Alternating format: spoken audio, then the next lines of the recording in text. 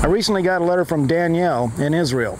She was very thankful for Americans who support Israel. She was amazed that people on the other side of the world would care so much about her people in their little country. She asked me why that is. Well, Danielle, here's part of the answer. One of the first videos I ever did was about how Israeli soldiers treated a mentally retarded Palestinian boy who was sent to kill him. This incident happened about 7 or 8 years ago now at a checkpoint manned by the soldiers, and it clearly shows the world who the good guys are. The boy with the bomb was a mentally retarded Palestinian teenager who was often seen wandering the streets of his Gaza neighborhood. But one day, the killers grabbed him. Probably Hamas.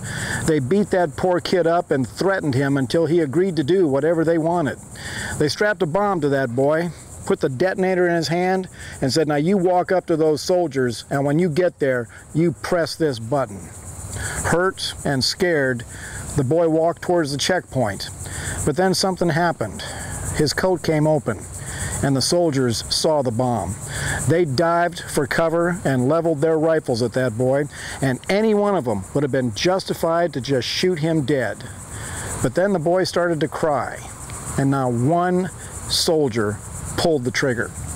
They yelled at the boy to stand still, and believe it or not, a lone Israeli soldier stepped out from behind his cover and in a great act of selfless courage walked up to that boy and disarmed the bomb.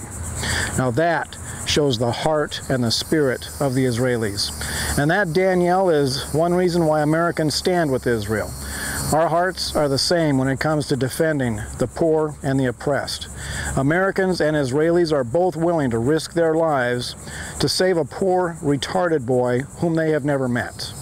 As Americans, we share our land with the poor from around the world. You share your land with those who are not wanted in their own countries. Unfortunately, those you share with are trying to steal your entire nation. Someday we may face something similar in the USA. Both the USA and Israel place great emphasis on heroics. Our military and yours stand willing to fight for life and freedom and will actually endanger themselves in order to avoid harming innocent civilians.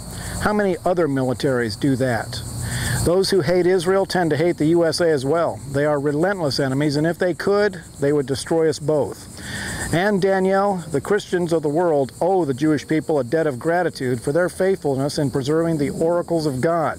It is through the Hebrew Scriptures that we learn of the God of Abraham, Isaac, and Jacob. So, Danielle, we may be on opposite sides of the world, but American and Israeli hearts share common bonds.